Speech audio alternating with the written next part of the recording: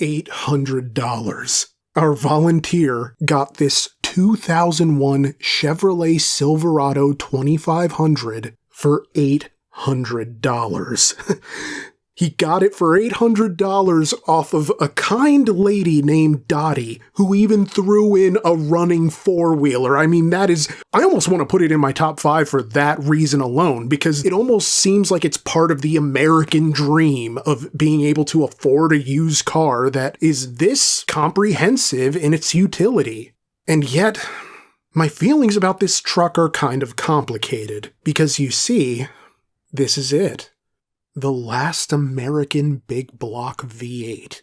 The arrhythmic heartbeat of an industry that has a love-hate relationship with its own past. 2001 was the first model year for GM's L18 big block engine, the Vortec 8100, a potential alternative to diesel power and a competitor to the V10 options of the Dodge Ram and the Ford F-Series. Yet it also provided an historical connection to the spirit of 60s muscle and that 1970s vitality where you could smoke a pack of Marlboros every day and still be considered an athlete. The Vortec 8100 had the same bore spacing as the 427 and the 454 that you'd find in Camaros and Corvettes of that period, but with modern upgrades like sequential fuel injection and a better intake flow. So somebody please explain to me why this truck is so bad. Well, I'm the Roman, this is Race to the Bottom, and this is the 2001 Chevrolet Silverado 2500 HD 4x4, the latest candidate on my search for the worst car on planet Earth. Oh, what do I gotta do for this search to end? Hi, it's Brian. Today's the last day to get entered to win this Mazda MX-5 M-Edition Miata. Go to fanathem.com/regularcars, buy some limited edition merch, and you're automatically entered to win this fantastic car that is fun all the time. Today's the last day to enter it.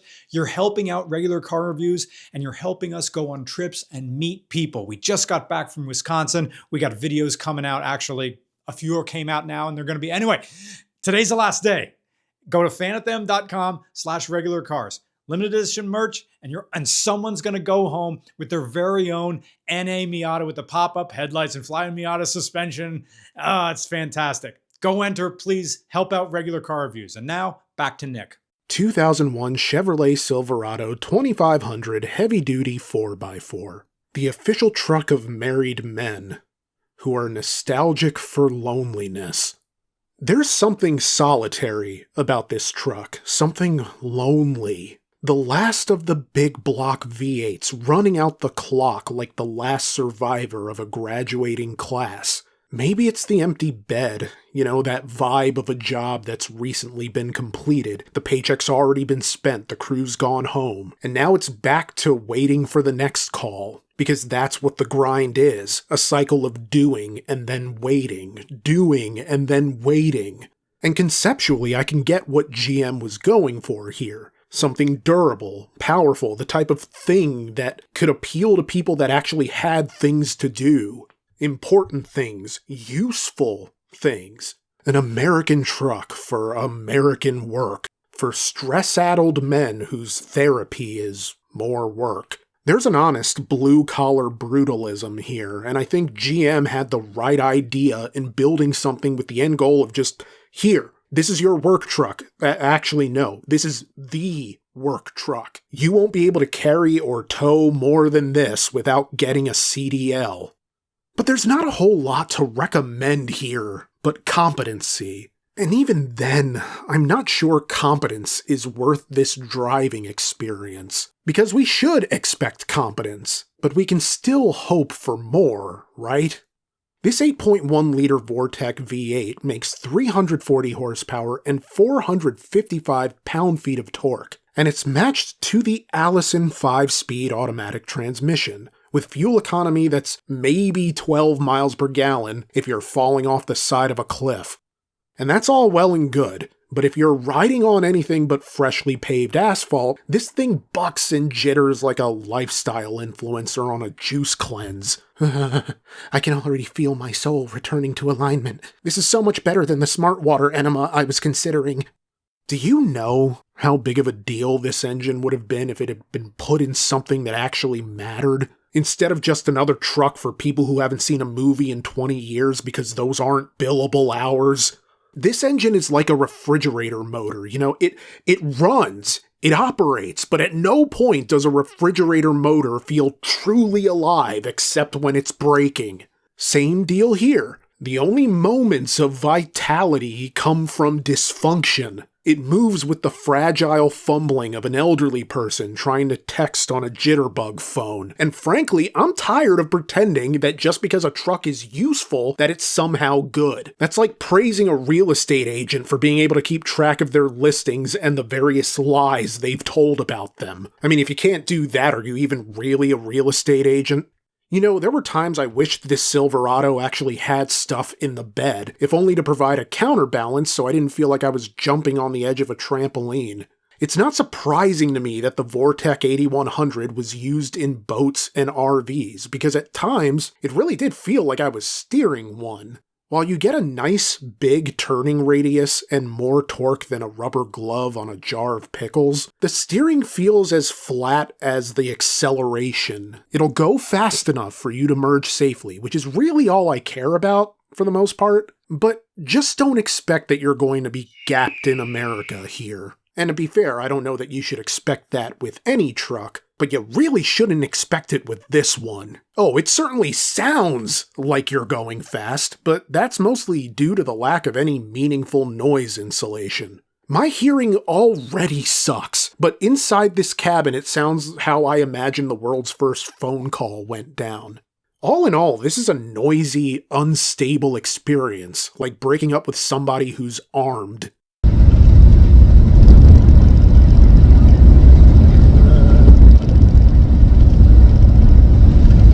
And for as much smoke as I throw at trucks, I've always wished I could be a truck guy, even as I know it makes no sense for me. But I've admired the utility of trucks, and the power they possess, and the imposing, monolithic stance, because I guess an imperialist can live inside the heart of even the meekest person you've ever met. How meek? Check out my tiny Christmas village I set up every year and keep adding stuff to, because it makes my heart happy. The interior, what do I even say? Honestly, I'm not even sure I care. It's as functional and workmanlike as the rest of the package. The seats aren't uncomfortable, and you do get manually adjusted lumbar support, which is nice. But while I wasn't cramped or anything, I don't know if these seats would pass the parking lot nap test.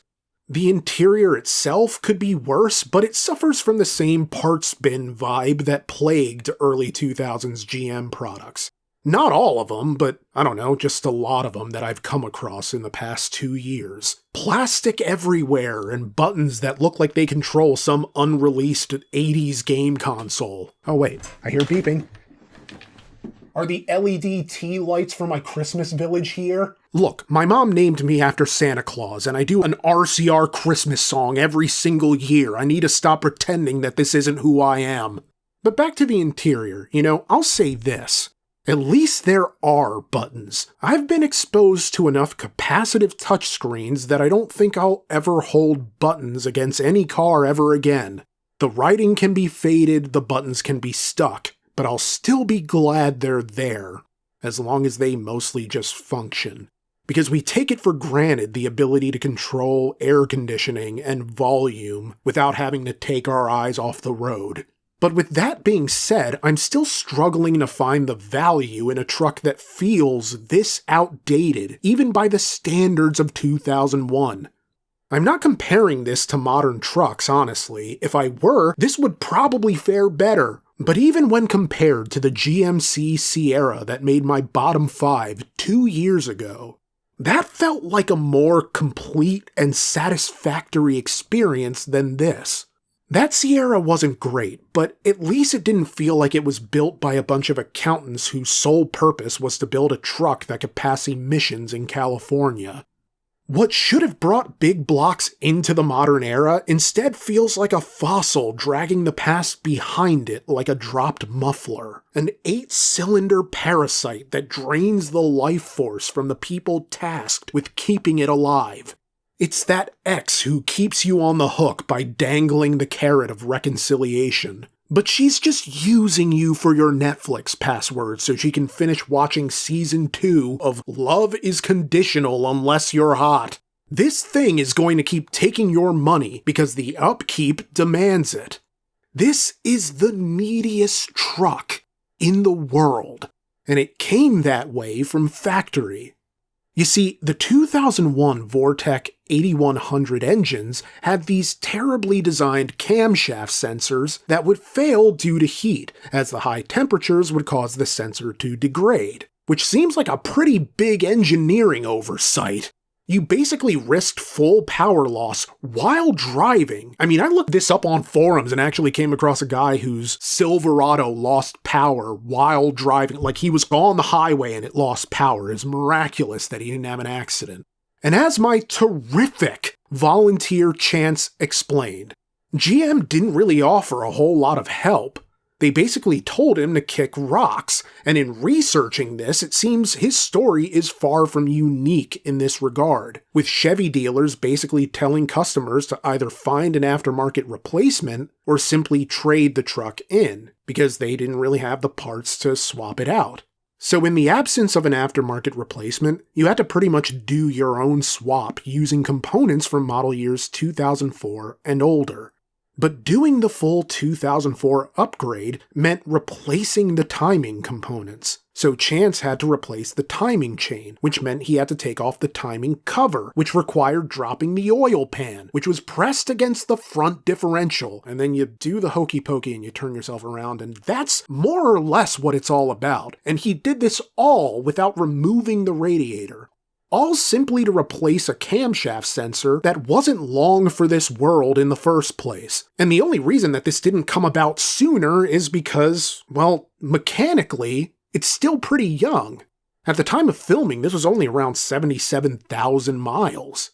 So the nice lady that he got this from didn't really seem to have driven it all that much.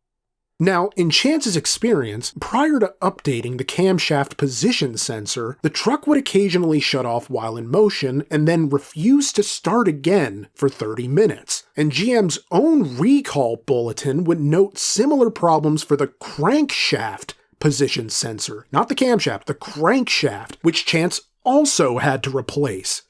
As the National Highway Traffic Safety Administration noted in the recall, the crankshaft position sensor can fail intermittently or permanently.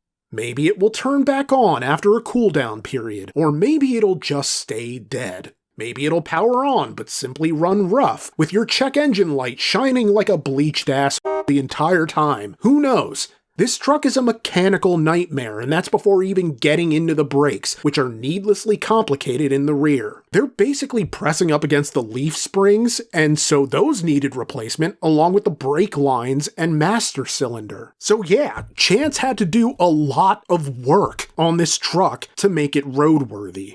The only reason this isn't a more parasitic relationship than it appears to be is because, again, Chance only paid $800 for it. And while you could argue that the maintenance involved here means that $800 might as well have been a recurring monthly payment, I would respond with the fact that this truck has mostly already paid for itself.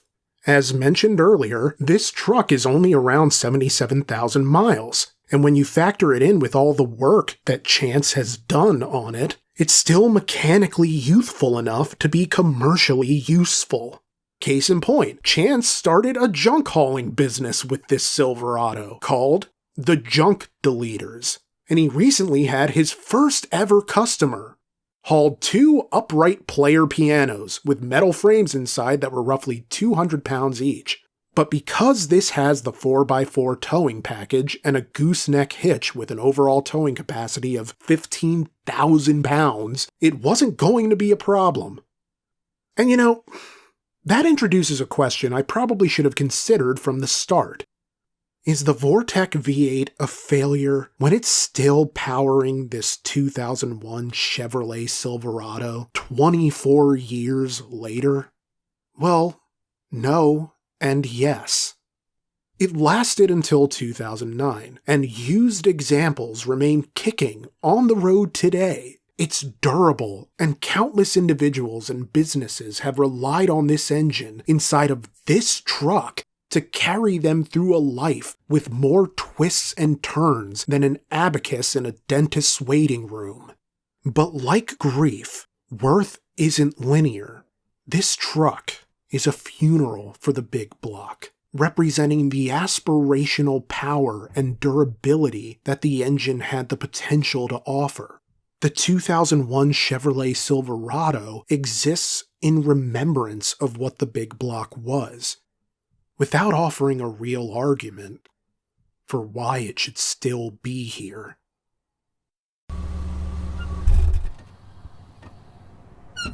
Alright, so this goes in my bottom 5, but where? Well, for as much as I hated this truck, I was never scared while driving it, and I can't say that about the Ford E450. I also didn't feel like it was ever at risk of falling apart like the Mercedes E320. But believe it or not, I actually did find this to be worse than the Nissan Sentra. The Sentra was maddening, but this was just kind of depressing. Just a disappointing third act for the big block V8. It could have been more, but it's GM, so probably not. So this slots into the number 3 position, meaning we say goodbye to the 2015 Chevrolet Cruze hatchback from hell. Yes, replacing one Chevrolet with another. I didn't plan it this way, but there we are. That means at number 5, the car I disliked the least out of the bottom 5 is my brother's 2019 Dodge Journey, followed at number 4 by the 2015 Nissan Sentra SV, surpassing 2 years in the bottom 5. At number 3 is this 2001 Chevrolet Silverado 2500HD 4x4. At number 2 is another 2001 car, the Mercedes-Benz E320 wagon. And at number 1, a car I probably had no business driving in the first place, the 2013 Ford E450 camper van bus conversion. I would like to thank Chance and his girlfriend for a lovely shooting day, camera battery problems notwithstanding, but I really appreciated their kindness and patience, as well as Chance's extensive knowledge and his willingness to share as much of his story as he did. And I did enjoy getting to talk about, college English literature courses. That was fun. Wishing you both all the best. But if you think you have a car that can win the race to the bottom, just a car with nothing redeemable whatsoever, or you have something you think would be a better fit for Brian to review, email me at regularcarstheroman@gmail.com, specifying the email whether it's for RCR, Race to the Bottom, or either.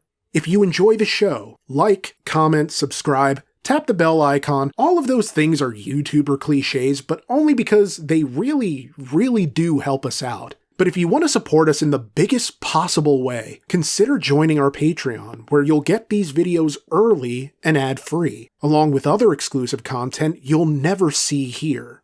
Thank you for watching. Have an amazing rest of your week. V8 inside, but it's the Vortec. So tell me then why the big block's over. Third place, can't hide this Silverado. So tell me then why I'm left with no words.